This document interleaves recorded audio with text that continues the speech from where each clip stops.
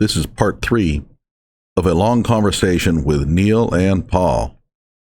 Neil goes by the handle V Radio and Paul goes by Logical Checkmate. We've been having a very spirited discussion about all kinds of topics, including Kyle Rittenhouse and self-defense, fascism, communism, Black Lives Matter, and social justice. Without further ado, myself, Paul, and Neil. Hello out there. I'm trying to get through. With his powerful brainwaves cradled in the warmth of reasoning, it's time for Johnnie Walker Dread to straighten you out on a thing or two. Emanating all the way from exciting Las Vegas, Oklahoma, it's the Johnnie Walker Dread Show. What the sentencing disparity is. They've only heard about it. They haven't checked into the actual research. They don't know. It may be there. And I don't doubt that if you go into certain areas of the country, you do have issues with that. Oh yeah, there's places I lived in the South where that would have absolutely been a problem. I have no doubt about that. But they're not repeating these things because they've actually done any in-depth research. They're just passing on what they heard from somebody else. That's why when they try to debate Ben Shapiro, they look so stupid. Like they literally walk up there with their phones in their hand, reading out of them, because they don't know what they're actually talking about. It looks like a kid who's been handed a letter by their parent to go read it on a microphone. That's what it looks like. Mm-hmm. And they get shredded because they don't have any real statistics or understanding. You see the same thing in the feminism stuff, like that bogus statistic that 1 out of 4 women gets raped on college campuses was disproven years ago. Yeah, but they still quote it because nobody knows that. And the funny thing is, the guy who did that study has said, that's not what I meant. Please stop saying that. And they still print it in major magazines like Time. No, that's a good one. Oh, yeah. I don't know. Go ahead, Paul. I think you were going to say, so I was going to. I just want to say that's kind of like these buzzwords that are people using. I will be very careful not to offend both you and the audience, but I must say that there's something special about Americans, that you have this desire to win no matter what, even if that's not the truth. And in these debates or like discussions, it basically reflects quite a lot. And I'm sorry if truly I don't mean it to offend anybody here. Just from experience, I travel a lot for work. I spend basically I'm actually more outside of my country than inside of it, and I just work a lot with people of all backgrounds, national, racial, whatever, and I started to notice certain patterns, and this is one that I can definitely say about you. And basically what I see now here, what is relevant are these buzzwords. For example, with police, the police, when there's a shooting, the police should de-escalate. For example, like we seen with Micaiah Bryant, that the police officer should have de-escalated the situation. Like, what the fuck are you talking about? Because it's like nines. What is he supposed to say? Like that will literally stop raging, like person, like snap them out of their, like basically, I don't know, like a white rage moment, or I don't know how to describe that basically in English. Yeah, where you have literally, you see just white, like just rage, because I think we can all agree that it was her situation at that moment. Like I remember when I was a teenager, no one would snap me of something like that, like when I was younger. So give me an example how the police officer should have de-escalated, and silence, never a sentence. But it's a buzzword that they throw it out in hopes that, oh yeah, like I say, he should have de-escalated to win. Maybe for their, like creed, maybe for their tribe. I don't know, like why. But I noticed this basically pattern with you Yanks. Sorry, no offense, just how it is. No, that's fine. Ain't perfect, like. Also not. I can give you a couple of explanations if you want to hear them. Sure. The first one is that there's a competitive attitude about it that's kind of ingrained, that unfortunately it takes a lot to disarm it. Like I did a test on my Facebook group, because I have 2 Facebook groups, not groups. I mean, I basically 2 different accounts. One of them is for my political activism primarily, and the other one is for my personal, stuff. Now, for whatever reason, my kids are involved in the sport of wrestling, and for whatever reason, there are a lot of conservatives involved with wrestling. It's not like it's a requirement or anything, but I found out just how many conservatives I was friends with when I posted a couple of Bernie Sanders links, and then all of my friends start coming on the conversation to freak out about it. Initially, they were still respectful, but that resulted in then my leftist friends, starting to show up, and I was like, hold on, back up. We're not going to have this conversation if you guys are going to be mean to each other. You got to stop, But I had the patience to sit there and get everybody talking calmly, and then exchanging ideas and understanding each other. But it is really hard, and you have to have a certain degree of control over the situation. But to me, people would be like, well, why did you do that? It's a waste of time. Like, they're going to vote for Trump or whatever. And I said, well, actually, 4 of them sent me pictures of their voting thing. And because we have an open primary in Michigan, they voted for Bernie Sanders in our primary as Republicans because you're allowed to do that in the state of Michigan. Now, they still fully plan to vote for Trump in the general. But what they told me was, after talking to you, I get it. I don't agree with the guy, but I think he's a decent person. Joe Biden, on the other hand, is not. And I'm like, that's all I could have asked of you. I don't need to convert you. We don't need to agree on everything to be friends. That's the part that I think that people don't get. And there's another aspect of this is that I don't know what social media is like right now in your country, but there's like 3 different documentaries that are covering this, that there were former employees of Google, Twitter, Instagram, and Facebook who have come forward to say that the algorithms that were written for Facebook and other, for-profit social media is literally written to try to keep you on your phone as long as possible so that they can expose you to ads. Right. So there's 2 things that they found would keep you on your phone. Stuff that you completely 1000% agree with and stuff that makes you mad. So therefore, you're only bombarded with whatever they think you want to see. And that's why I run into people who still think that Kyle Rittenhouse just opened fire on the crowd and just shot random people. I'm like, where the hell did you get that idea? And then they'll send you a link to some crap. And I'll be like, wrong. Here, watch this video. And then they refuse to watch it, right? Well, right. Well, no, if they're my friends, they would. And I did get private messages from people who said, thank you for sending me that. Like, they can't say it publicly, because there's too much pressure, And that's also crazy part, right? That we live in a world where basically you cannot be honest. You know what I mean? Well, because they don't want to be judged by their peers. Precisely.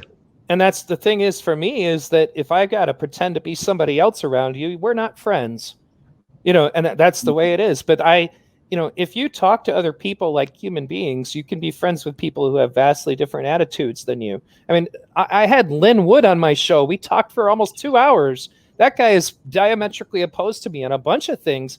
But I got so many comments from his followers who said, man, I think it's unfortunate that you want to vote for Bernie, but, I like so many other things you said, and then they subscribe to my channel.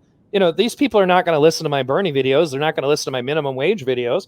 But there are things that we do agree on, and we don't ever talk about any of that stuff.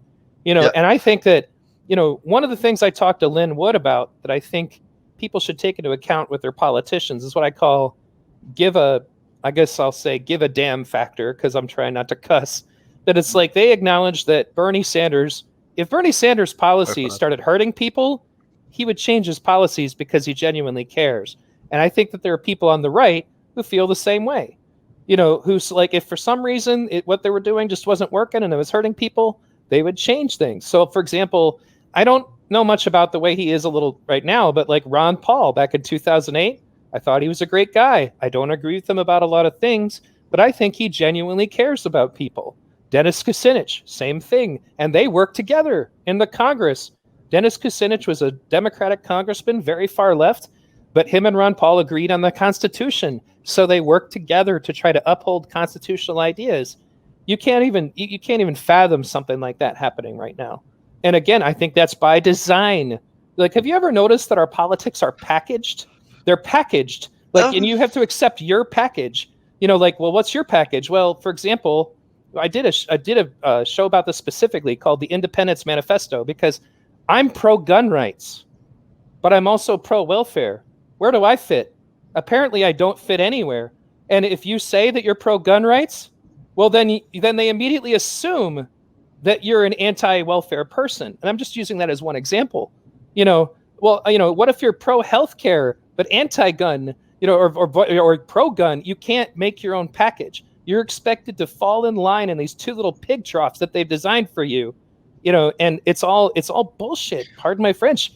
And it's designed to divide us. And if you go back to the founding fathers, I promise I'm going to end my diatribe. They did not want political parties. The founding fathers, 4 of them fled England because fights between political parties were leading to riots in the streets and murder. Sound familiar? No political parties. George Washington begged them in his farewell address, don't do this. This will destroy the country.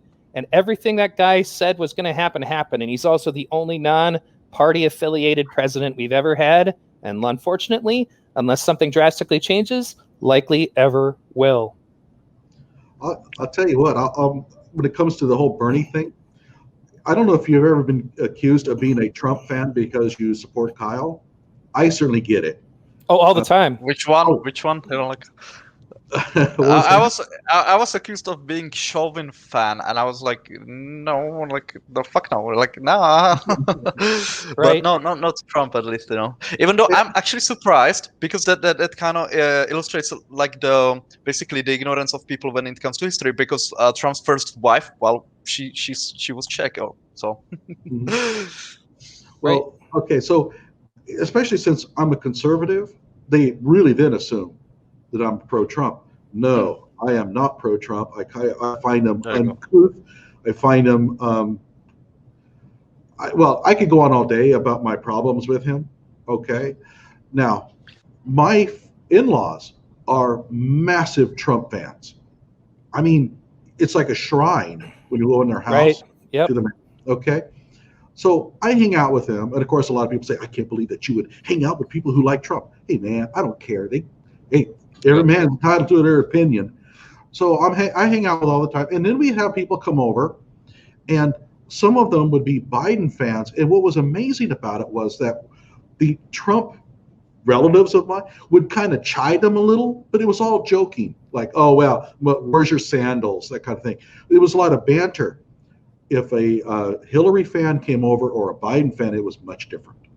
Right. And really detested both Hillary and Biden, but Sanders was a guy like they kind of disagreed, communist, whatever, but they actually kind of think deep down had a respect for him, and they kind of felt like you said that he's actually deep down like a good guy. We just think he's misguided on his policies, but boy, they did not have any good things to say about, especially Hillary. I can't blame him on that one bit, but I worked for Senator Gravel in 2008, and I figured out I'd never vote for Hillary Clinton back in 2008. It had nothing to do with Bernie at that point because he wasn't even running for president. It's pro-war. It's all the lies. It's NAFTA. And that was why I was like, how the hell does this happen? Like, because I was part of Occupy Detroit and Occupy Flint. When we had our primary, Bernie won, but he lost in Detroit and in Flint, 2 places that were gutted by NAFTA, that are literally economic craters. And I'm like, how does this happen? So I plug back into my activist circles and I go, what's the deal? And they're like, well, I just couldn't bring myself to vote for a white male. And I'm like, what? Okay, so you would vote for Bernie Sanders marches with Martin Luther King, handcuffed himself to a black girl to fight segregation, got arrested, marched and was proactive member of the real civil rights movement, meaning back when you'd get hit with batons and dogs sicked on you and water cannons shot at you. It's like because he was a white male. So instead you voted for Hillary Clinton, who was pro-NAFTA, pro-war, black kids are super predators, pro-crime bill. I'm like, you put all of that aside for your stupid identity politics? I was like, are you kidding me? And that's what a lot of them said, because they've been brainwashed by this woke ideology that it didn't even matter what Bernie Sanders had done. It mattered that he had a penis, and was white. That was enough to disqualify him. And that was when I went, Jesus, this woke stuff is absolutely going to destroy us, because these are leftists who are voting for somebody who's not a leftist. She's a Republican. She was a Republican in basically with a D in the front of it. She's a corporate whore. How the hell could you ever bring yourself to vote for this person? And that's another part of the problem, is they have very short memories. Like, I try to tell them, I'm like, you guys don't know what you're doing right now with all this violence. But I can tell you, back in 2008, when the Patriot Act was written, we were worried that they were going to label us terrorists, because that's all in the Patriot Act. I'm like, you look up the domestic terrorism definition in the Patriot Act. I put that in my documentary about insurrection. I was like, you guys are literally committing domestic terrorism as per the Patriot Act right now. That's something I thought was weird, is that if Trump was really this fascist that they think he is, why didn't he invoke it? Because he absolutely could have. And a lot of those people would have been hauled off by federal troops, or not, well, federal officers, and maybe never seen again. There's a lot of really weird stuff in the Patriot Act that you're allowed to do if you can suspect somebody's a terrorist. And a lot of it is just executive orders. There's an executive authority that if the president determines that you're a terrorist, he can confiscate your property. Like, that's written in the law. You can look it up. That's something he can do without a tribunal, without a court. That's why we were terrified that they were going to turn off the internet and we were going to be labeled as terrorists, because that's what we thought was going to happen back in 2008. And then nothing happened. And then I realized they laid the groundwork, because what Antifa is doing right now is absolutely domestic terrorism. What the violent chapters of BLM are doing right now is absolutely domestic terrorism. And if for some reason the government was as bad as they thought it was, they'd have already moved on it. Or maybe they're waiting for something. But whatever it is, they're fitting all of the categories. Like, for example, there's this guy, a leftist, I can't remember his name, but he does these videos where he's like standing in the dark and he goes on these really self-righteous diatribes. And one of his videos was called "It's Time to Wake Up." And he said that Antifa is not domestic terrorists. They're anti-fascists who only exist because of Trump and his fascist followers. Well, funny thing, the day Biden was in office, the first day, Antifa was at the Democratic headquarters, smashing in windows, distributing flyers about how Biden's a fascist, and they need to take him down. And it's causing problems in Portland right now, because the Black Lives Matter chapters are like, wait a minute, what are you doing? They're like, oh, well, we're fighting fascists. And they're like, the Democratic Party's not fascist. What are you talking about? Like, they're starting to realize that Antifa is just piggybacking on them, because they currently have attention. What Antifa really wants is just to destroy society. They want to see anarchy, and they think that abolishing the police for them is just a step to try to teach people that they don't need government. That's their strategy, and again, it didn't take, I didn't have to decrypt to get into these chat rooms or something to find this stuff out. All I had to do was join a couple of groups that I know, from my time, at Occupy, and went, oh, well, look at that. They're just telling everybody plain as day what their plan is. Knew that was coming. But if you say that out loud, they look at you like you're crazy, because they've convinced everybody that you just need to say that Antifa is not real. Yep.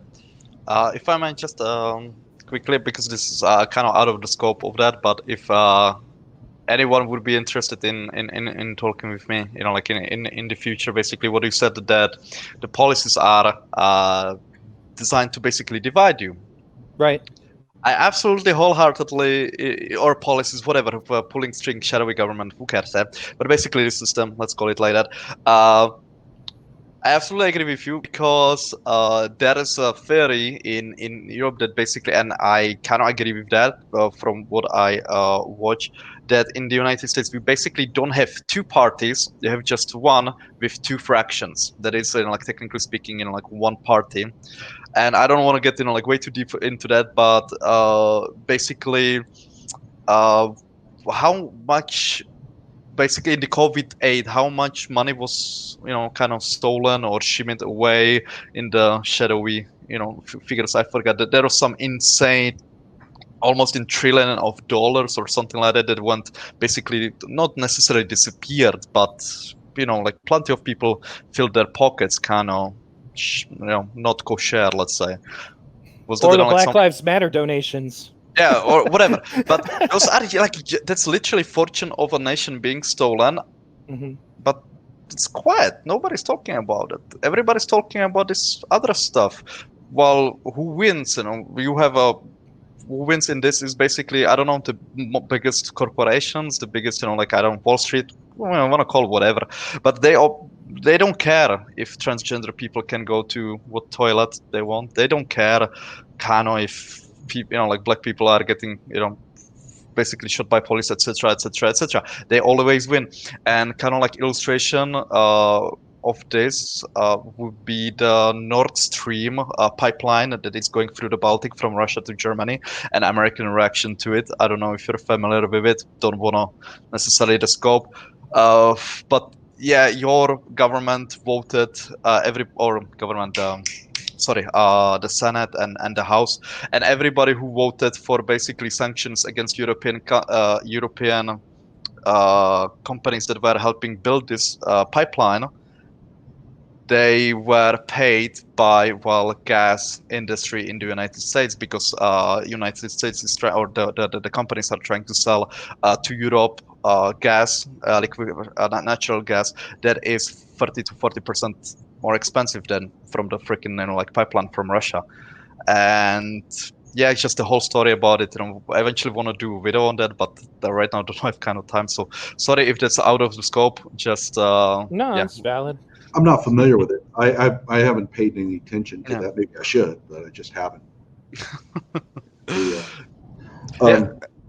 Go ahead. Just quickly, Germans basically decided to build a pipeline with Russians, United States as a foreign, the government, etc. Not blaming you guys whatsoever, the populace. They were like, hey, we will sell you this gas and you will stop building this pipeline, and if you don't, we will sanction your companies. That's what they did, basically. And as you said, you did not hear about it, but do you feel that's proper? That's kind of you can tell sovereign nations with whom they can do business? Yes, no, you know what I mean? I don't know if I have the background to really come in on it. Okay. Share some links with me, and then I'll be happy to talk about it. I want to know more about it. Mm-hmm. Yeah, but I'm basically, very cautious about jumping into these areas, because first of all, I'm not a businessman, and I had a business, but I don't have that kind of background. So sorry if I derailed the conversation with it. No, you're fine. You're fine. Yeah. You're fine. Just I wish I could kind of chime in with more, but no, that's a dark recess of my mind. I don't know much about it. As you said, that's basically a reason why you are 2 degrees so divided, in my opinion. Just saying, don't wanna, why you're so divided, and basically the gigantic crimes, literal fortune being stolen, etc., etc. It's super quiet. Nobody's talking about it. Yeah, well, it must be pretty quiet, because I wasn't quite aware of it. Well, they distract us with other things. That actually that was something else I brought up in my video, was that I don't really think, I'm willing to bet you that there are plenty of Republicans who have gotten abortions, like the politicians, I mean. I don't think they actually care about it. I think they want us to care about it, which is the reason it hasn't changed in so many decades, but yet we talk about it every presidential election. Now, mind you, it is possible now, I guess, that something may change in it, but there's all these other distractions that we got caught up in, like trans people in sports. I mean, I did a video about that to kind of expose the science, but I'm like, why is this a priority? What is it they don't want us to talk about? And there you go. And then anything that's within the corporate interests, like war. Oh God, don't talk about war. It doesn't matter if you're a Republican or a Democrat, they'll get rid of you real quick. That's why they got rid of Ron Paul. In the 2008 debates, they tried to pull him out of the debates, and they gave him the excuse that he wasn't polling high enough. He's like, well, you guys have Rudy Giuliani in every state or every debate, and I poll higher than him everywhere. And they begrudgingly went along with it. But Mike Gravel, anti-war, he was actually a Vietnam-era senator who exposed things with the Pentagon Papers, and he gets up, talks about war. Well, that just happened again. Tulsi Gabbard, they needed her to disappear quick because she was talking about war. They hate that. You could look at anything when it comes to the company's interests, especially when it comes to the media. Think about it. Tulsi Gabbard, like every single Trump supporter I know, said they would vote for her over Trump if she was offered. And I know a lot of Trump supporters. She's a Democrat. And the funny thing is that they could sense it's that same thing I was talking about, that give a damn factor, like genuine factor of like, I think this person's different.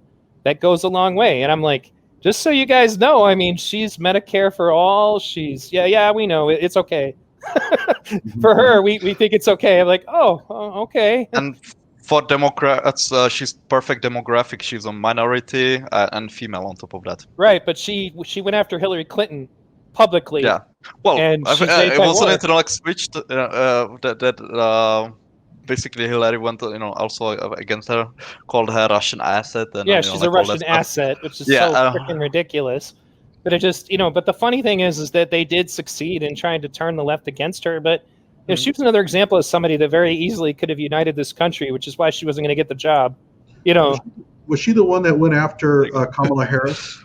Yeah, she verbally took out a crowbar and hit her in the knee. That's what it looked like on the debate stage. I just sat there going, "Oh, yeah, that's going to leave a mark." And then she withdrew shortly afterwards, and now she's our goddamn vice president. I was like, what? She's the one that I really detest. Biden, not so much. But that Kamala Harris, I mean, you really cannot turn your back on her. And I'm predicting with the whole Kyle Rittenhouse thing is that if he is, let's say, exonerated, it's going to be her. She's going to jump in, and she's going to be pulling some very evil stuff to try to get him convicted. I really have no respect for her. I consider her dangerous.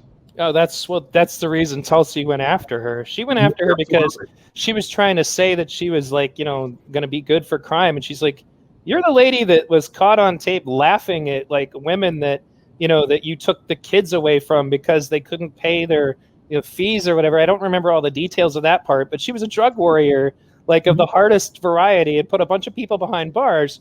And it's just, and after that, she just declined in the polls, and now she's suddenly back, But yeah, Joe Rogan pointed out all the things about Tulsi Gabbard. You are what's the problem here? She's a person of color. She's a woman. She's, military mind. And, the big problem is that they can't control her. They don't want anybody in the presidency like that, And speaking of this is something else that popped in my head when you brought up COVID was, in my video about being an independent, I pointed out, so when COVID started up and we were talking about relief, the Democratic-controlled House proposed the 2 weeks of paid sick leave was the only thing they were going to propose for people. All the rest of the money was going to go to corporations. And they made sure in the fine print that 2 weeks of paid sick leave was only going to be paid by employers who had 500 or less employees. So small businesses. Nobody else was going to have to do it. Then they go to the Senate, and the Republican-controlled Senate was going to give us stimulus checks, but they wanted them to be rated on the basis of your tax liability. So what that meant was poor people were going to get $300, or people on fixed incomes like seniors were going to get $300. I could tell you that's about half of my paycheck.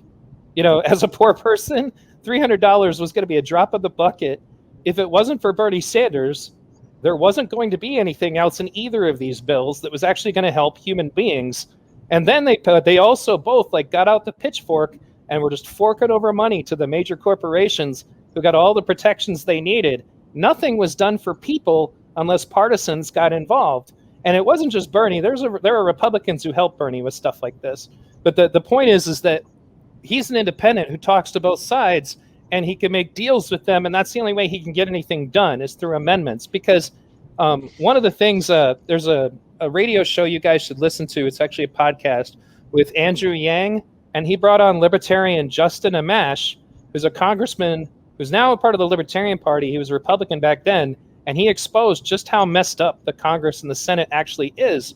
Because in the old days, maybe you 70% of a bill, but there's only one part of it you don't like. You used to be able to put forth amendments and say, well, I want you to change this one thing and we'll vote on it. And you still technically can do that, but only if Nancy Pelosi or Mitch McConnell says so. So effectively, Mitch McConnell was the Senate and Pelosi was the Congress, because nothing gets voted on unless they approve it. And so that basically means we had three branches of government, but effectively only three people running everything. that's also not intended by the founding fathers. And if your party is doing something that might be best for the country, but the other party doesn't want you to get a win, then they'll actively try to stop you, rather than doing what's best for us. That's the reason why my symbol has a decapitated elephant and a decapitated donkey. I think we will understand each other well, because I must say one of the strangest things to me is how you guys can have only two parties, basically. Right. We have, I don't know, 7 or something like that right now in the parliament, and if we don't like them, we just vote someone else. But I must give you credit, because it took us also after the anti-communist revolution, some 20 years to basically figure it out. We were also switching, like all the time between basically a right-left and it was always like with you to the degree where it's, oh, okay, now was the right in charge, it sucked, let's try the left. Oh, now was the left in charge, it sucked, let's try the right, and so on and so on and so on. Like now we have different political parties, and stuff like that went in finally and broke, let's say, this stencil. But you have this system for how long? Basically for, I don't know, 100 years or something like that, and it's such a mystery to me. Why you basically didn't introduce yet viable third, fourth, fifth, sixth party. Well, the other thing that the two parties agree on is that they don't want third parties. Yeah, obviously, yeah. That's they're very also unified in that. That's also one of the one of the cornerstones of this theory, that you guys have basically one party with two fractions. Right. Well, yeah, and they work together, and as a result of that, the third parties try to work together as well. The Libertarians and the Greens don't agree on anything, but like when I was a candidate, the Green Party person was very nice to me. She'd say, "Hey, we have this debate going on. You want to come?" She didn't have to do that. She's my opponent, but she knew that the Republicans and the Democrats were going to be there, so we work together the same way they do. And at the end of the day, and I've made this point to Libertarians and Green Party people ever since, because if you had to choose between, say, Gary Johnson or Hillary Clinton, which one would you pick? Even if you're on the left, who would you prefer? Jill, and like every Libertarian I asked, would you prefer Jill Stein, over Donald Trump or Hillary Clinton? And they go, well, yeah, definitely I'd prefer Jill Stein. Okay. So maybe you're not as different as you think, at least on the areas where it's important. Just as a heads up, we're getting close into 3 hours, by the way. Yeah. Let's say we go for about another 10 minutes, which would take us to the 3 hour mark. And that, because otherwise, we can go on all day, and it's fun. But you might want to upload this in 3 separate segments. Yeah, something like that. And the one thing we kind of wanted to talk about, Kyle Rittenhouse saga, and we basically stranded all over the place there.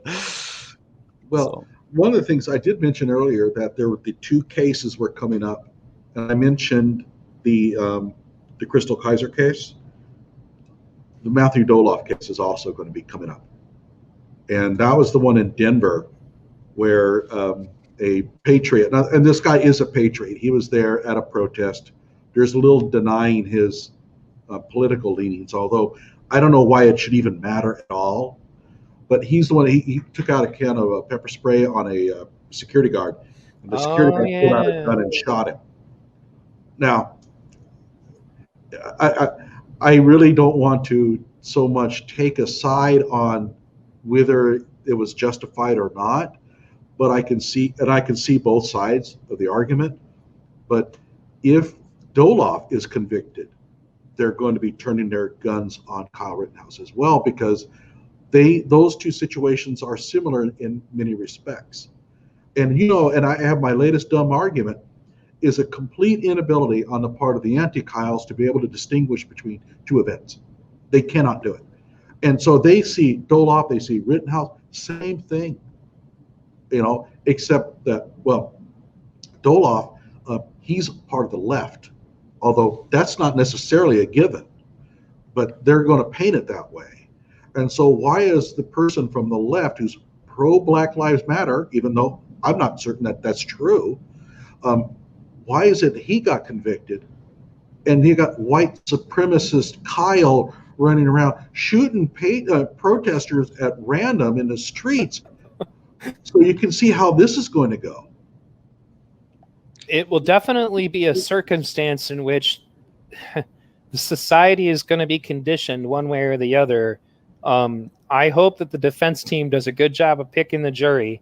That's not going to be easy in this situation, because I think trying to find people who haven't heard about this, that's going to be extremely hard. And it's so emotionally charged that people are, I don't know, it's like they said the same thing with the Chauvin case, whereas I definitely think Chauvin is guilty, but even if he wasn't guilty, I don't think he'd have gotten away with it at all. Like, even if the situation was different. Yeah, and that's why I said the rioters' veto. It's, and then think about the other thing I've noticed is that now everybody wants to be the next martyr because there's so much money in it. Like, people talk about how bad off Jacob Blake is. Well, man, getting shot in the back 7 times for violating a restraining order against his rape victim and trying to take her car, that worked out great for him. He's got millions. Well, the other thing is that there is priorities that a bit. Yeah. It's also paralyzed. Yeah. It's going to be really difficult to select a jury, because Kenosha is a small town. Right. Minneapolis is one thing, but everybody in Kenosha has been affected by the riots in some way. Whether it's a place that they can't go to anymore, they're all going to come in to that situation with feelings about that one way or the other. And of course, the defense in this case does not want to move the venue, because they want that jury stacked with people who have been adversely affected by the likes of Joseph Rosenbaum. And so the last thing that they want is to move it to some place where the people in the jury have not been affected by it at all. So you're going to have a really difficult time picking a jury of people who have no strong feelings. It's not about being familiar. I mean, everybody in the Chauvin jury was familiar with what happened, but it's about whether you have strong feelings already coming in, and that's going to be really difficult in Kenosha. And keep in mind, and by the way, one of my next videos, I'm going to go through a statistical examination based on the comments to like the Huffington Post's Kyle Rittenhouse videos about what are the probabilities of being able to get, let's say, 9 out of 12 people to come in and say, yes, I think Kyle is guilty here, based on the sort of existing sentiment among commenters. I already ran the statistics. It's practically zero. So right. It's going to have to come down to, I think, fear. I think statistically demonstrate that if it's just about where people are now, and you herd them into the jury and you say, okay, never mind the evidence, never mind, just based on what you know, conviction or not, there is no chance of getting a conviction. I mean, it's like 0.04%. But if you can scare the jury members, that can change it. And I have a feeling that that's what the prosecution is going to try to do. I mean, they're not going to be able to overtly do it. But again, and I mentioned this many times, they wanted Kyle's address for a reason. Right. No, I definitely think that's, and that brings us back to, their views of like, they wish they had community justice. If that were the case, they'd have already killed him. Mm-hmm. That's how the mob operates. And that's why we don't do lynch mob justice. And it's like, I want to do a video about that where I just show pictures of what that looked like in the South.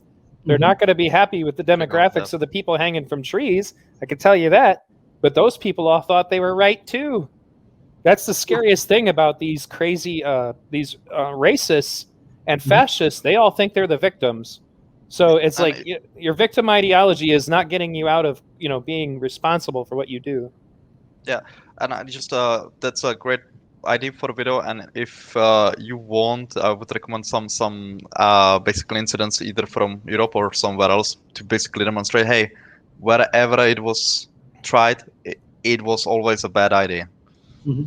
Yeah, I don't know any time in the history of the world where a lynch mob ever proved to be the good thing. Like, do you guys know of any? No. I sure as hell don't.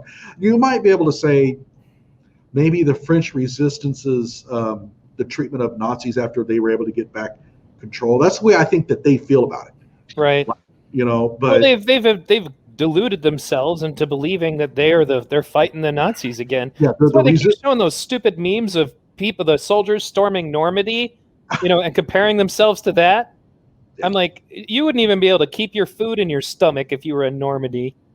Oh yeah, yeah. I mean, they always say, well, we ought to go and punch Nazis. Well, are they allowed to punch you back? They're like, well, right, because that's what they're going to do. They're not going to just let you punch them. They're going to punch you back. And so, are you willing to take the blow? Most of the time, no. Go ahead, Paul. Just you mentioned basically the French resistance and Nazis. I can full on say, and we had this bad experience in my country after the war, where there were massacres on Germans, and plenty of them were simply put innocent. Like my countrymen back in the day. And again, that's another example of when mob justice is wrong. Those were like innocent civilians, like sometimes even kids were like caught like in that, like in the mob frenzy. Never ever it was a good idea, even on the literal Nazis. You know what I mean? Yeah. Well, and I also would say that I kind of misspoke. It wasn't the French resistance really doing that. That was the population that was too cowardly to do anything while the Germans were occupying them. But now are on the now that the Germans are on the retreat, their courage all of a sudden comes out. Jumped on the bandwagon. They were doing a lot of this stuff. Kind of more complicated than that, but sure. Yeah. Okay. So we do have the Matthew, forget what's his name again? Doloff.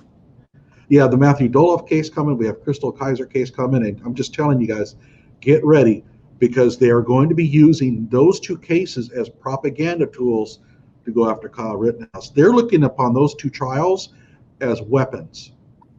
Case law is going to be very important in these instances.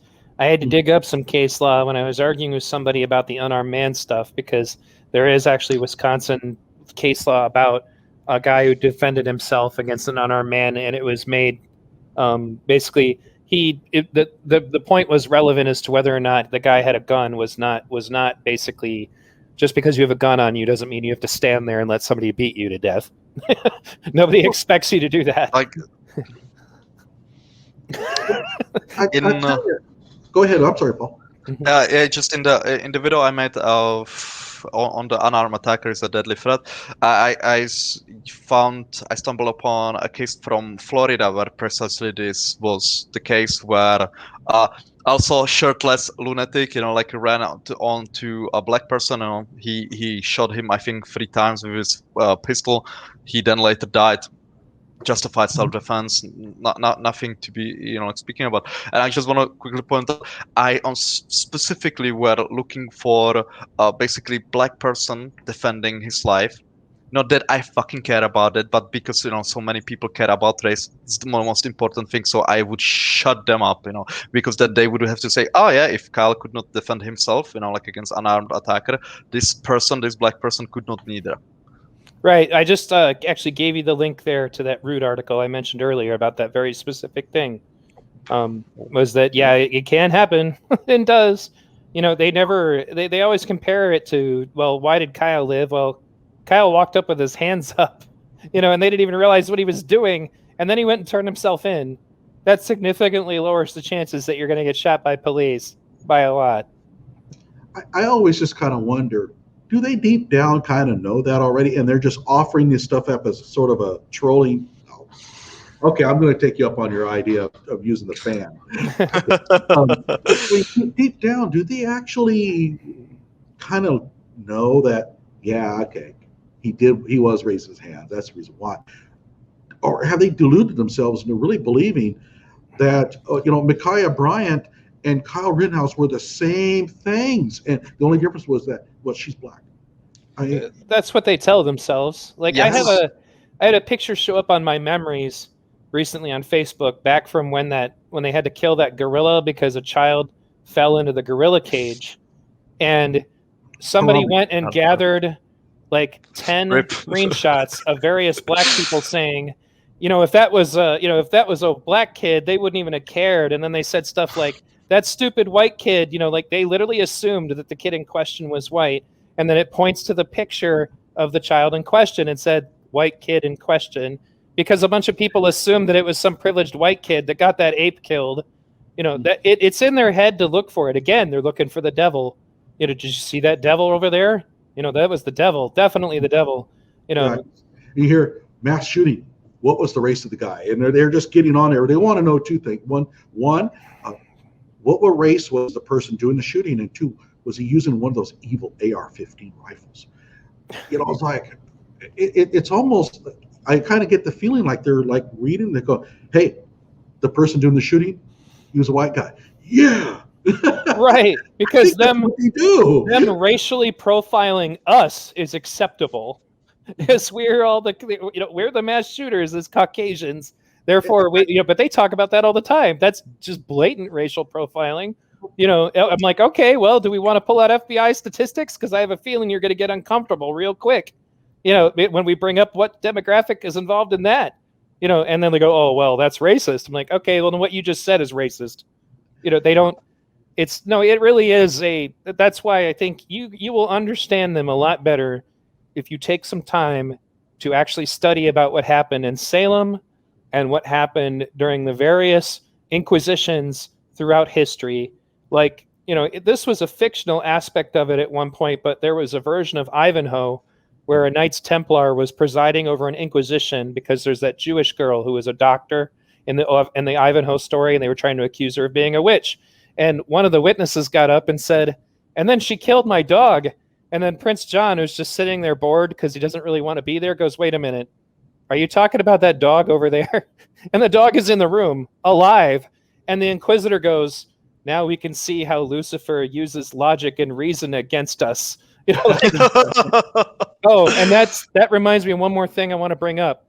Of all the things that I heard quoted in the Brett Weinstein issue and Evergreen, that sticks in my head the most is there's an audio clip where Brett is trying to talk to one of the students, and the student literally says, no, you'll just use your logic and reason on me. Mm-hmm. Like that's not even a paraphrase. That's what the kid said. And they've identified logic and reason as whiteness.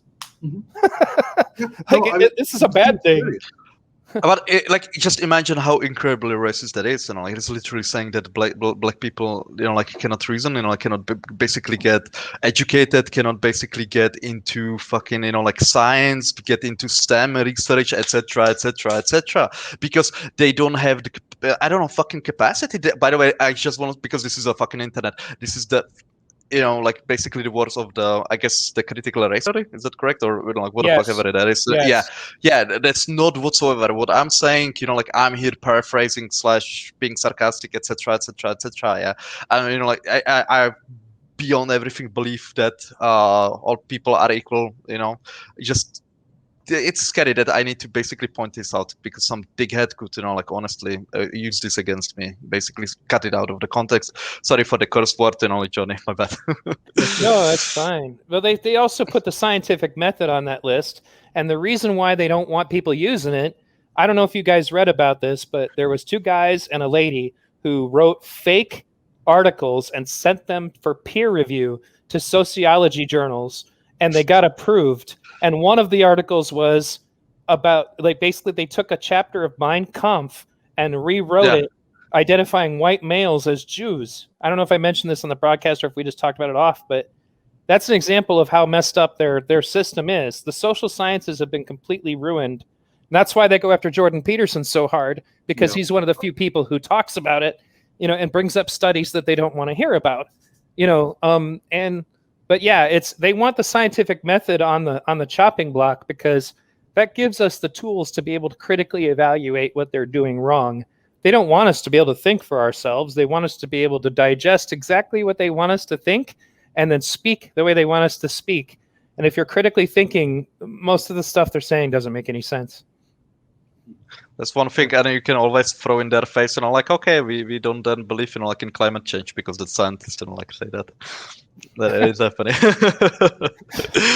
We're speaking of the whole the Salem witch thing, the Witchfinder General, the movie The Conqueror Worm. If you haven't seen it, pretty good. It was Vincent Price is playing the role of Matthew Hopkins, and so if this interests you, you got to take a look at it. A lot of people hate the movie. I love it, but if you ever get a chance, and that's for the viewers out there, it's Vincent Price, so it's going to be good. It might be. I'll give you that. Yeah, I think that we could turn our attention towards I think the Evergreen State maybe sometime in the future a little bit. Man, I'd like to get that. It'd be great if we could get Benjamin to come talk to us about it, but it's hard to get through to a lot of those people now. They get so many emails. But no, I'd love to talk about Evergreen, and you should watch that documentary series if you haven't, Paul. But it's in chapters that are pretty short, so you don't have to take it in all at once. Right. But oh my goodness, that is textbook, like scary Salem witch trial kind of stuff going on. And basically the premise was they have a day of absence at their college where all the people of color don't show up to try to demonstrate what people of color bring to the table. And then they decided to change it and say, no, white people should show up. And Brett was like, I'm a Jew, and people telling me where I need to go is not okay with me. So, no, I'm not going to do that. I mean, mind you, I'm paraphrasing. I can show you the actual email. Sure. But the point is that he didn't say anything racist at all. He said, I'm not going to participate in this because I don't agree with the premise that anybody's skin color or race or creed should determine where they're allowed to be. And so because of that, they showed up at his college classroom with a mob, and that he's a terrible, horrible, evil racist whose parents were Holocaust survivors. Obviously, definitely a Nazi. Yeah, I got into it with Benjamin Boyce on one of his videos because I turned my guns on that worthless police chief that they had. And I don't know if you're not familiar with it, Paul, but they were actually stopping cars on the roads looking for this professor. I'm talking about the I don't know if it was BLM at the time, but the students, the Marxist students, were stopping cars and checking to see if he was in any of the cars. And so they called the police and said, hey man, they set up roadblocks. They're looking for this dude. And the police said, well, I was ordered by the president to stand down. Yes. And I came in and said that police chief needs to be fired. And of course, Benjamin Boyce came in and he said, well, the president of the university is actually sort of like her boss. And I don't care. She's swore an oath to protect the community. There you go. Yeah. You cannot look away when you see people being pulled over and looking for somebody. You know what they're going to do. And never heard back from him on that. Well, I get where his point would be on it. I understand his point. But and she testified before Congress about how screwed up the situation was. Yeah, they all ended up being pulled before Congress to try to justify what happened. And, but it's definitely an example of, because they figure out ways to get police out of the equation. And then they were patrolling the streets with baseball bats. Mm-hmm. That's. Yeah. My criticism was that she allowed that to happen. Sometimes you just have to have a spine. Sometimes you just got to stand up for what's right, and she didn't.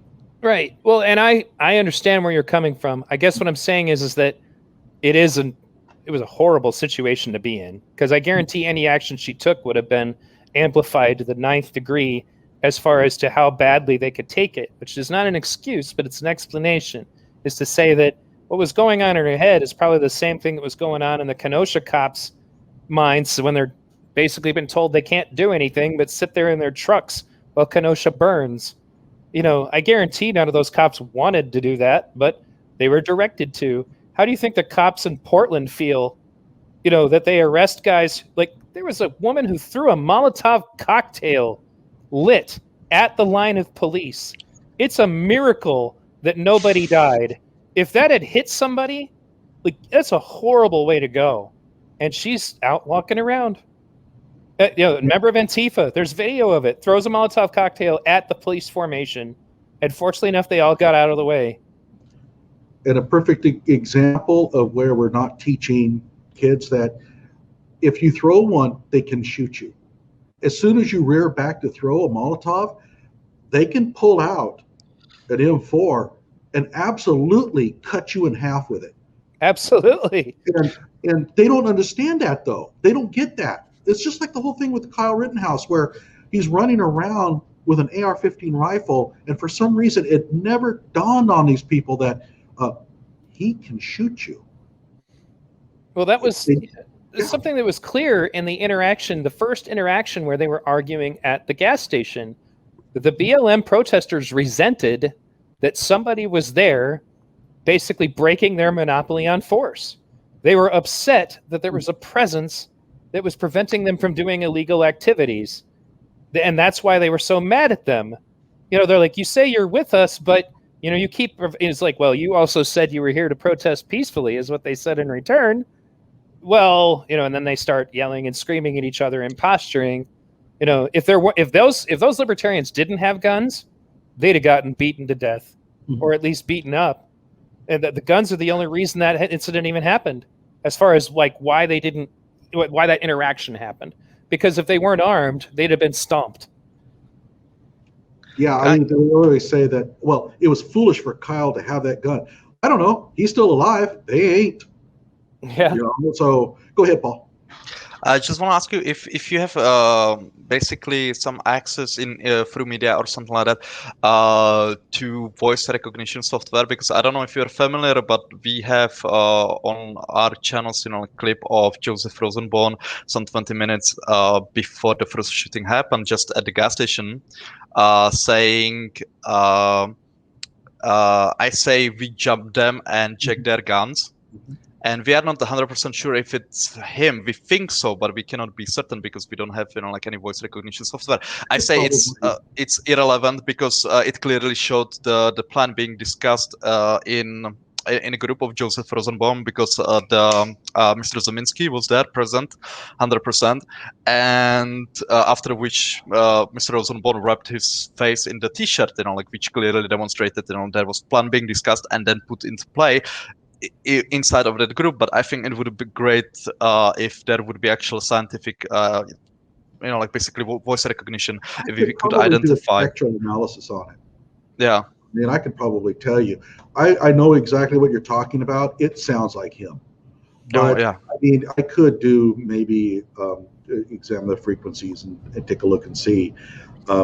It's no substitute for having a professional, organization doing it, but I mean, it'd be interesting. I know, like, the guys who were helping me research my videos said that they didn't feel it was him, but that it was a different. There's another guy who's about the same size as Rosenbaum, who also has that kind of. It's almost like a southern accent thing kind of going on, like, who earlier on, I could point him out if I had the video. But Rosenbaum sounds like he's from New Jersey to me.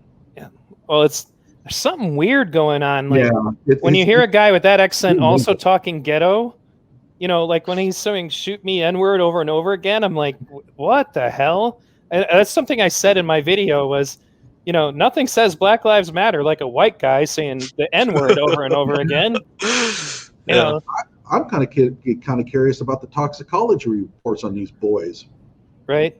Because, I mean, with Anthony Huber, I'm kind of interested because I'm sorry, but what he did, I don't think a sober person would have done. So that whole thing is crazy, man. I'm like, what are you guys doing? Oh, you know what? Here's another thing.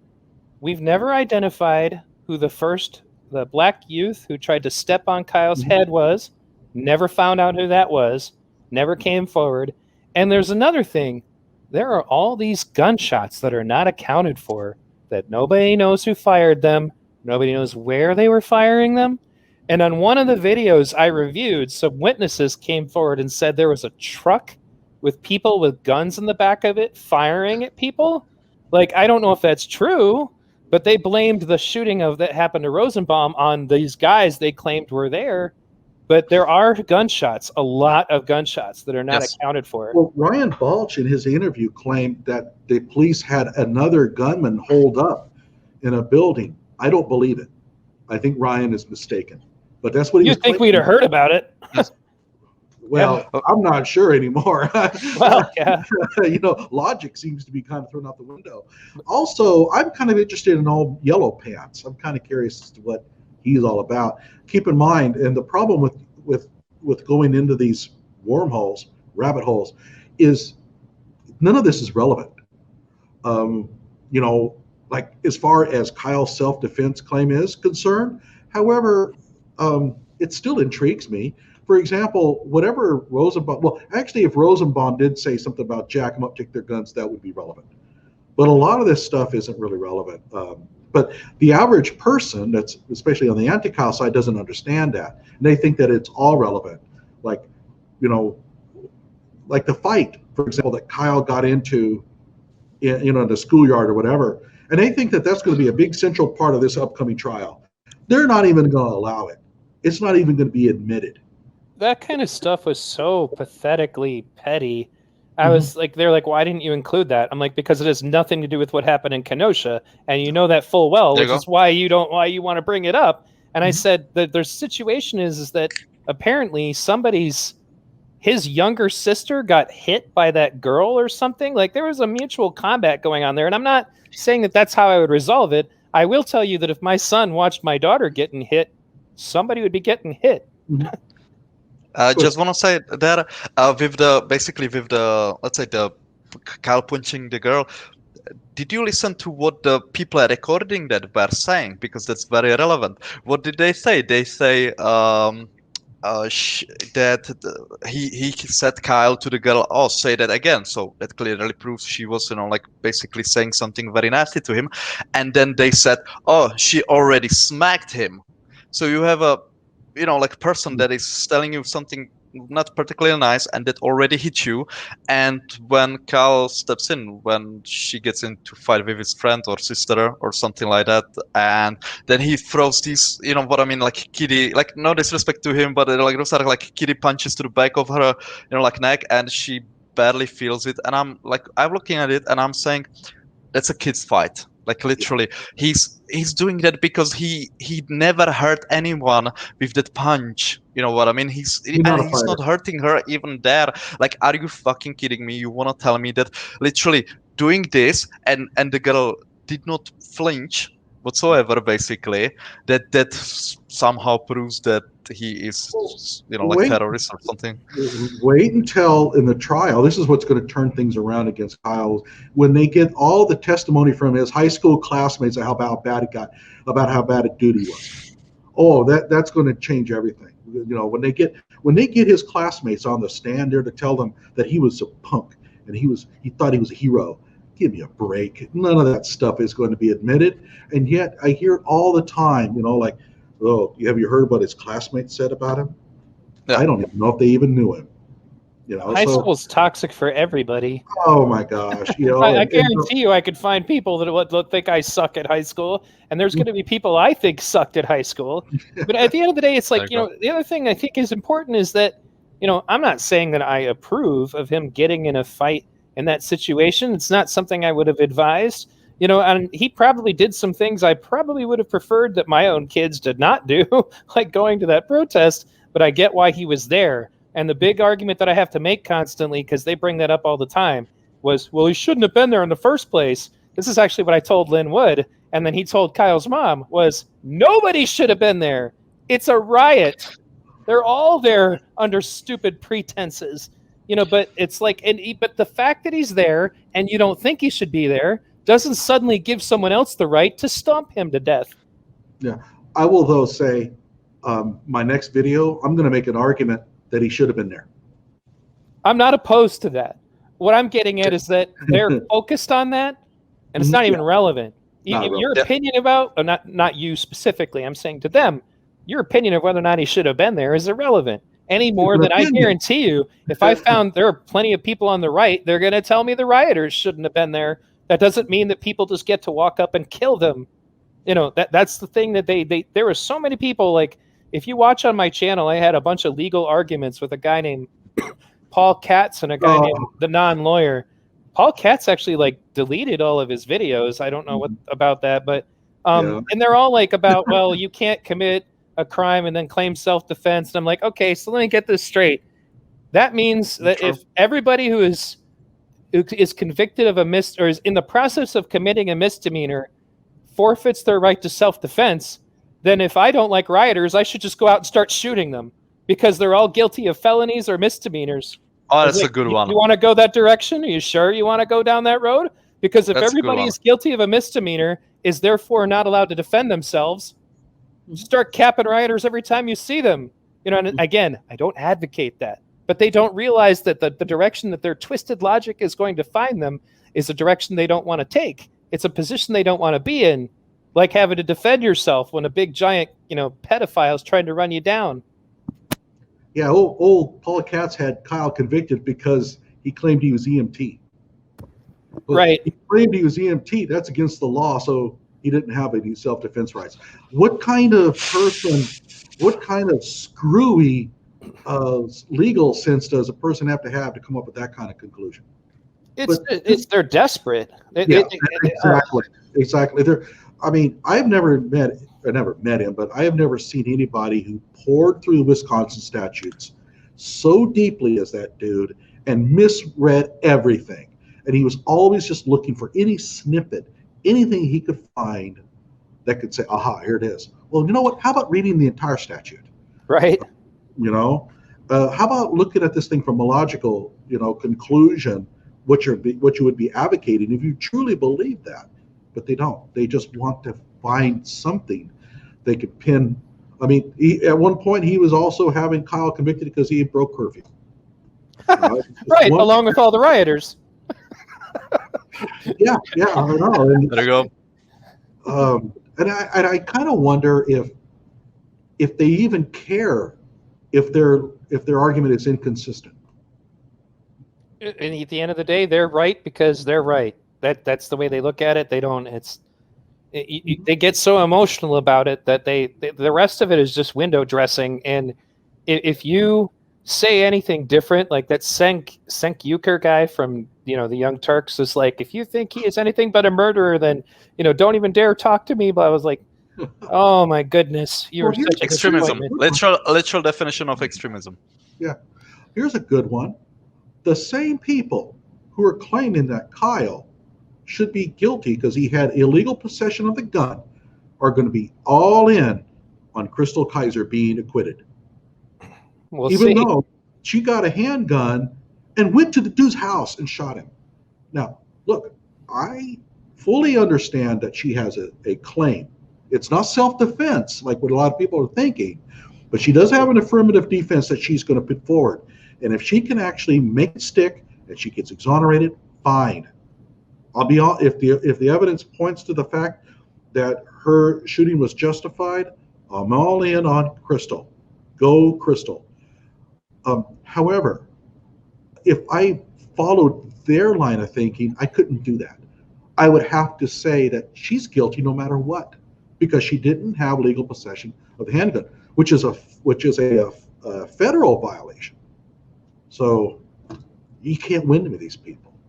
And so it's going to be interesting to see when the evidence comes out, they already know, that she had an illegal possession of a handgun.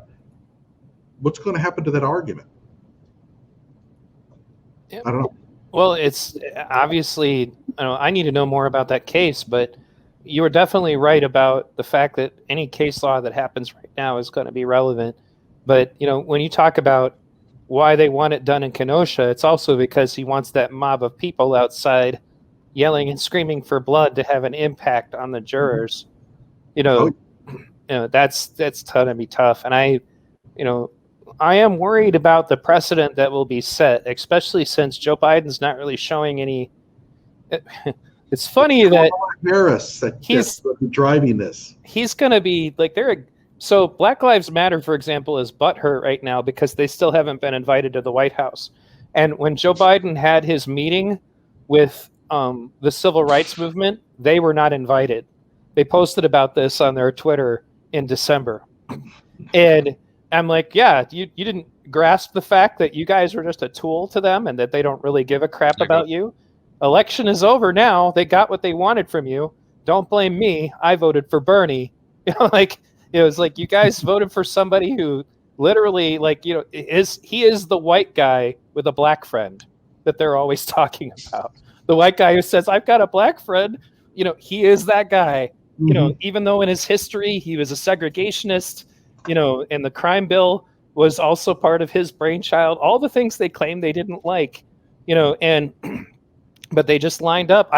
I'm not sure what he's going to do, because at this point it doesn't look like he's going to do much of anything. I do think he is saying openly that he does not agree with riots and that they're never justified. But, you know, that's another thing. I don't know, like what they're letting this go on so long and becoming so normal. How do you put the genie back in the bottle? Because they're going to keep want to keep rioting every chance they get. They're rioting in Minneapolis right now for a guy who got shot because he pulled a gun on 2 federal marshals. You know, and go ahead. Just, you know, like that, I don't think they even realize that if even I from middle of Europe know when federal marshals are after you, you done goofed up somewhere down the line, and you probably have, you know, like deserve what's coming your way, basically. Well, yeah, federal marshals. Go ahead. Yeah. Federal marshals are not, you know, like enforcing parking ticket violations and stuff like that. You know, they're going after the worst of the worst, basically. Well, he's on video on his social media calling for violent protests. There you go. Yeah. Like literally saying, well, you know, you need to get some gasoline and, you know, throw that stuff on people. It's in my video I just put up, but like he's openly telling people peaceful protests are for losers. You need to go kill people. I'm like, oh, yeah, you're a model citizen. I wonder if that's why federal marshals are trying to talk to you. And I can't think of anything more disconnected than burning down businesses over the actions of the Fed. Right. I had actually idea for like a funny video where basically what would happen if the SJWs, BLM, whatever, would be in power when Japanese bombed Pearl Harbor, and that, you know, like the Roosevelt's, you know, like basically speech would be, okay, let's make a Doolittle raid, you know, like on Honolulu. Like the same logic. Oh man, but yeah, it's going to be. I agree that these cases that are coming up are going to drive a lot of the you know, sort of the pressure for the jury in the Kyle Rittenhouse case to go one way or the other. But I'm not sure it really makes much difference. I think they're going to be there anyway. It's going to be beyond the Chauvin trial. I mean, because the one thing about the difference between Chauvin, well, there's a lot of differences between Chauvin and Rittenhouse, and there's a lot of differences. But one of the things about it is that with Chauvin, even the people who were on the anti side of BLM acknowledged that, yeah, he, you know, that wasn't too good. They didn't look upon Chauvin as a hero. They didn't look upon Chauvin was out there doing great things for the community. They just kind of felt like, well, the charges are unfair or whatever. With Rittenhouse, you've got a real divide. You've got people who are thinking he is the second coming of Satan, and then you have those who think he's the second coming of Christ. And that's the reason why I've been always against this Kyle is a hero crap, because I don't think that's a good idea. But I think that if you think that the Chauvin trial was divisive in terms of, you know, how the jury is going to be pressured, this Rittenhouse thing is going to be incredible. For our sake, I'm worried that no matter basically the verdict, some camp will be very unhappy, and that your cities will burn. Honest to God, that's a true, you know, like sentiment, and I hope that will not pass. I would not be surprised if a mob doesn't try to breach the courthouse at some point. And I think security is going to have to be really top. Luckily, I think that the judge is more tuned in to this than the judge in the Chauvin trial, who was clueless, in my opinion. He had no idea what was going on out there. But I think that this judge, Schroeder, looks upon this and says, "Oh hell no, I'm not going to let this happen." And so I would not be surprised if he can bans cameras in the court, and he might even empty that courthouse out on occasion if he kind of feels murmurings out there. Okay, I want everybody out. You can watch it on television or something. So I look upon him as taking a much more proactive approach towards stopping this, but I think that he might even be at his wit's end to try to keep the jury from being, and I think he'll also sequester the jury. Go ahead. They've broadcasted everything else. I really hope that they continue to do that, because that's going to be interesting. That'll be a trial I'll watch, so we can actually see it. Well, they broadcast because there was no. Well, I take that back. The latest one, they did have a face-to-face, and they still broadcast it. I don't know. They broadcasted the Chauvin trial. Mm-hmm. Just with the broadcast, do you think we will see Richie McGinnis's video, basically, of the first shooting? Because it's not public, so I think the two options are possible. Either the DA has it, which I don't know if they have it. I've never seen anything, or because Mr. McGinnis is honest to God, like a good person, and he immediately started to give first aid to Mr. Rosenbaum before thinking, I suspect that maybe his camera got stolen. I don't know which one of that is true. That's a good question. I've seen him say that it was given to the police, but I've also seen him say that he wasn't actually recording at some point. So, I don't know if that was when he was working with Rosenbaum or what, but he had his camera facing at him. The question, I have to look at it more closely to see if the red dot is on indicating that he was recording or not. But I got a guy in my comment section right now on my Zeminski video arguing with me saying, well, when the McGinnis video comes out, Kyle's going away for good. And I'm like, what is it you think is in his video that's going to be some kind of silver bullet? Because in all of the videos we do have, McGinnis is in the video running alongside them with his hand out. We might have a view of Rosenbaum's backside, from 6 feet away, getting, it was closer, be nice to see, but there isn't anything that McGinnis was in a vantage point for that was going to change the trial anyway. And more to the point, McGinnis has given his testimony publicly multiple times. They're banking that there's supposedly some kind of confrontation that Kyle supposedly was brandishing at them, and that's why they attacked him. But when you watch the video, because I had to produce this video myself multiple times, Kyle's walking down the street by himself asking if anybody needs medical. Rosenbaum spots him and then stalks him for 2 blocks and then accelerates to catch up to him. So when did that confrontation supposedly happen? Because Rosenbaum knew what he was doing as soon as he saw him, because there was another kid at the gas station who had the same color shirt as Kyle, and he saw Kyle with a fire extinguisher. And Rosenbaum's big obsession is with, you put out my dumpster fire.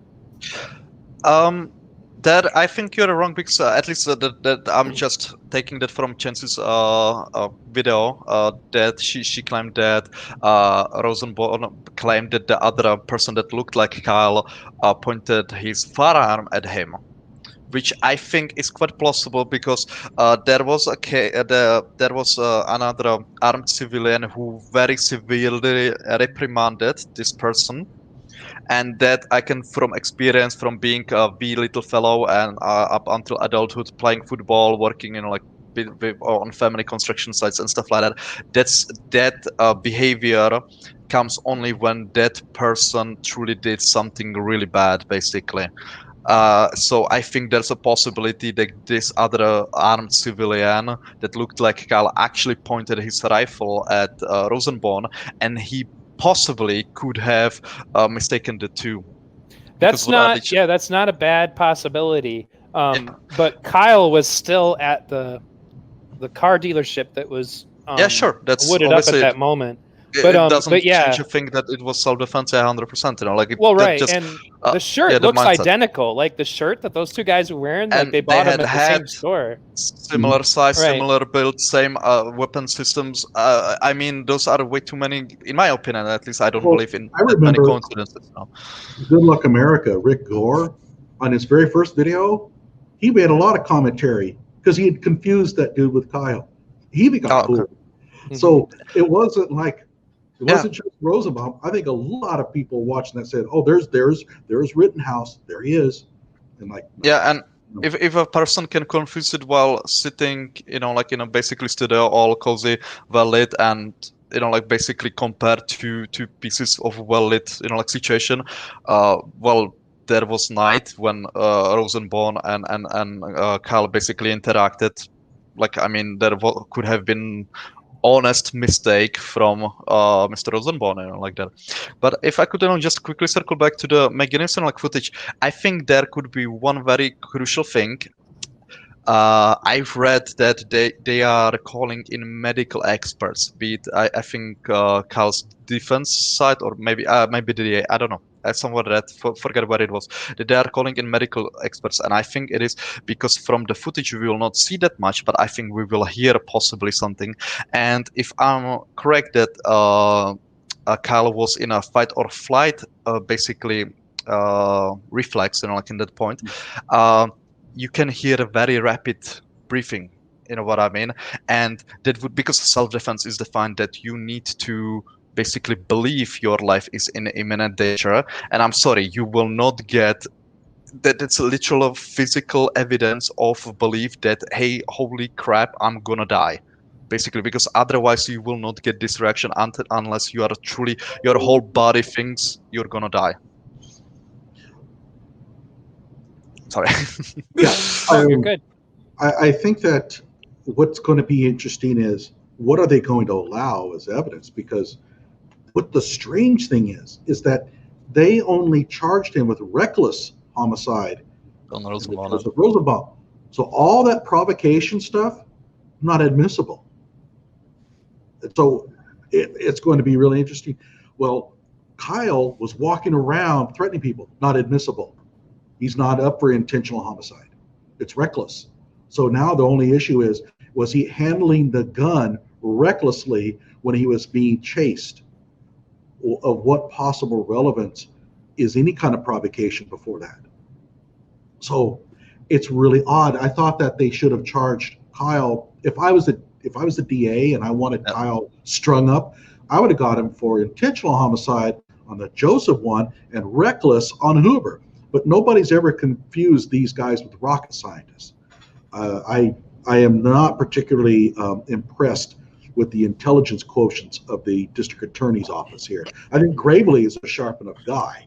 He's screwed up so much, especially with the Crystal Kaiser deal. But Binger, I'm going to have another video coming out where I'm going to examine Binger's decision making on everything here. It's not going to be pleasant for him, but I don't think he cares. But well, I mean, they're letting Zeminski walk around, and like that's just the fact that he's the guy that fired the first shot that started everything, and then they give him the least possible charge. And I guess you said that it was dropped afterwards. I know they let him out on $1,000 bond. Like he started the chain reaction that began this whole nonsense. If anybody should be getting reckless endangerment, it would be him. And by the way, speak of white privilege there, just saying that. Right. Initially, he was charged with a gun charge for the discharge. That was dropped. And instead they replaced it with the arson. But the arson was away from the Rittenhouse deal. So it looks to me like they're trying to remove any kind of charges that are related to the actual Rosenbaum shooting. In the end, he's the last person I want on the stand if I'm the prosecution, because I'm going to try to keep him off of the stand if at all possible, because he is a constant daily reminder to that jury of what Kyle was facing. This is the guy that was burning down your community. Right. By the way, I think there's a possibility he even approached Kyle basically with his firearm, like raised, that he was pointing at it for two reasons. In the first video that I made, I was specifically saying that I noticed that I don't have the software for that basically, but when I was following his arm basically on that poor shot, it kind of ended here. So I was saying, is he having it maybe outstretched? You know what I mean? And that was just few pixels. So that wasn't that much. But there was some, just before Kyle started to run, there someone yelled 3 times, gun, gun, gun. And who is trained in that? Those are police officers or military members. That's because in chaotic situations you need to repeat that, like very crucial information. That's taught all over the world, by the way. We have, for example, our fighter pilots. They literally say in translated, like eject, eject, eject, for example. I spoke with a few, and so this was yelling someone who has either military or police training, and I cannot imagine he was there on the side of the, let's say, protesters, to be politically correct, or the rioters, you know what I mean? So I think there was someone else on, let's say, the militia side or whatever, and he's seen possibly Mr. Zeminski walking to Kyle with his, like with his arm outstretched, or at least gun visible, and Kyle could have seen that, and that was quite possibly also one of the reasons why he started to run. Well, just as a reminder, I did have a video where I brought up that extra witness that may or may not even exist, but he was the one that was, according to the testimony, there on site. We'd probably be about the second best witness besides McGinnis and former Air Force. And so he was actually a military policeman. Now, again, I don't know if this person even exists, but it was in Wisconsin right now. They reported on him. They claim they interviewed him. Yeah. Okay. So maybe there is something there. I don't know. That would actually fit the bill, like quite well. Yeah. I think it was like 14 years in the military. So that would make sense. I just forgot to point out it could not be to the gun towards Kyle's gun because he was open carrying. You yell gun, like to a new gun that suddenly appeared that you suddenly noticed. That just could not be Kyle's. Yeah, that makes sense. But I don't know. I'm just going to be intrigued by what's going to be considered admissible here. And again, there's another argument that the DA Gravely doesn't have any faith in this thing in the beginning and give it to Binger because they considered this a lost cause. And I think that Robert Barnes made that claim, that the only reason why Binger is even heading this is because he's the only guy who thinks he can win. And the rest of the DA's office has said, this is a lost cause. It's on video. But I don't know. Hey, guys, I think I'm spent. Yeah, for sure. We've been at please it for tell 2 me, hours, 45 minutes. Right. Just please tell me you're recording because I'm gonna have to ask you for the footage because Yeah, I do. internet. I did restart the recording button.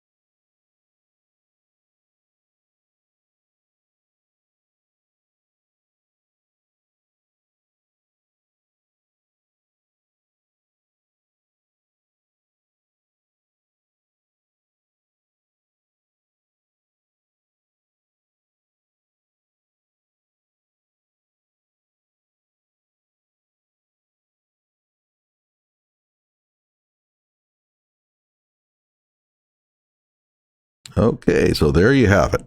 3 hours of discussion. Hope you enjoyed it. If there is a demand for me to put up the entire 3 hours in one video, I'll do it. I don't have any problem with that. I didn't think anybody would want to watch all 3 hours in one shot. And I plan to chop this thing up into very small, bite-sized chunks of maybe 5 to 10 minutes to cover a single topic. Like my video and subscribe to my channel.